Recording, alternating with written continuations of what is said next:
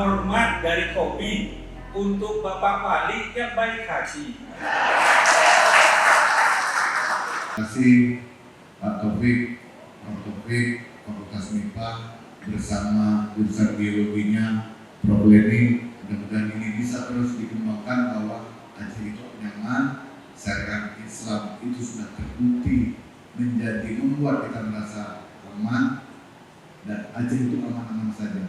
Silakan berinvestasi ke Aceh, punya banyak potensi budaya, punya banyak potensi alam, hutan, laut, terbuka ekonomi, biodiversitasnya luar biasa. Tujuannya membeli kertas.